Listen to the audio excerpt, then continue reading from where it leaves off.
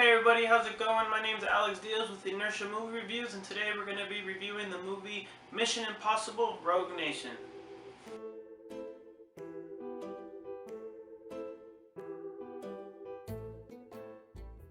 it comes to the cast of Mission Impossible, who didn't they have?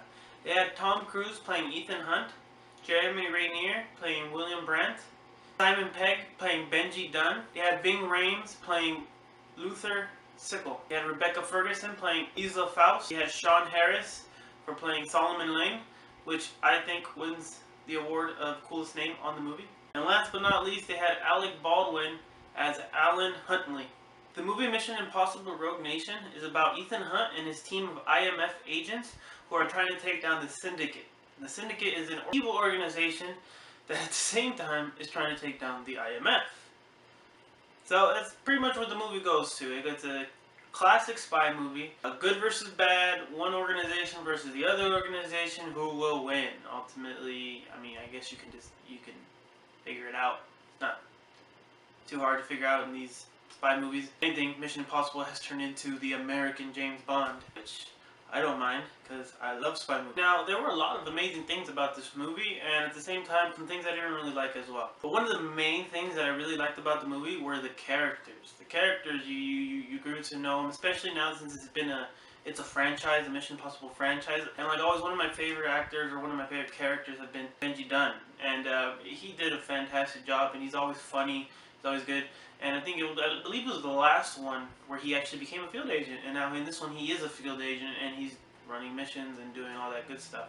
Now, another thing I really liked about the movie was that it was just a spy movie at heart, and you can't beat it. I mean, when a good spy movie comes out, it's oh man, it's awesome. You got everything you need. You got guns, car chases, bombs, explosions, action, fight scene, all the good stuff that goes in a spy movie. This one nailed it on the head. Had everything, even from Tom Cruise, Ethan Hunt hanging off the side of a plane. I mean, they just went crazy in the beginning and have him hanging off of a plane. So everything that you would want out of a spy movie, this movie has. Now, with that being said, if you're not really into spy movies, I don't necessarily think you're going to be into this one that much. Because, like I said, it is a traditional spy movie to the max. You have the bad guy, you have the damsel in distress, kind of damsel in distress, because she's like a secret agent as well. But, you know, she's got her own issues that, you know, Ethan Hunt has to go fix, and he does fix without giving too much. Yeah, so if you're not really into spy movies, I mean, you're not really going to like this one. It's very predictable. That's one thing I actually didn't like, because you can kind of guess what's going to happen throughout the movie, and I personally like it when you really just don't know what's going to happen and you have these crazy twists and you just didn't expect that to happen. Well, that wasn't this movie. This movie, you pretty much knew what was going to happen every step of the way, and that was one of my biggest complaints about it. It was a spy movie, and I loved it for the fact that it was a spy movie, but it was very, very predictable, and you kind of already knew what you were going into, especially if you've seen the previous movies. I mean, not much different. I mean, there is. I'm not going to say it's the same exact thing, but I mean, you have guns, car chases, fights, you know, women, everything a spy movie has. This one had. Now, there was one more thing that I necessarily didn't feel needed to be in the movie, and that was one particular character. He was a henchman, and if you watch the movie, hopefully you kind of agree with me, but I really feel they could have done without him.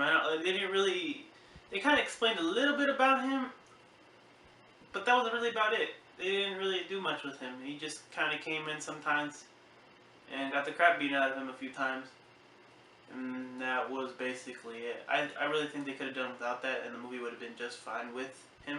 I mean, it didn't take away from the movie because he was in it, but they could have gone without him. They really could have. Now, the final verdict on the movie. Now, like I said before, if you're really into spy movies, this is going to be the movie for you. It's a classic spy movie, and that's the best way I can describe it. If you're not necessarily into spy movies, or you want something a little different than the average spy movie, I might suggest something differently. But it's a good, fun movie to watch. If you know, you get the chance, pick it up, watch it, and I'm sure you'll enjoy it. It's a fun movie. Like, it's a classic spy movie, so you can't go wrong.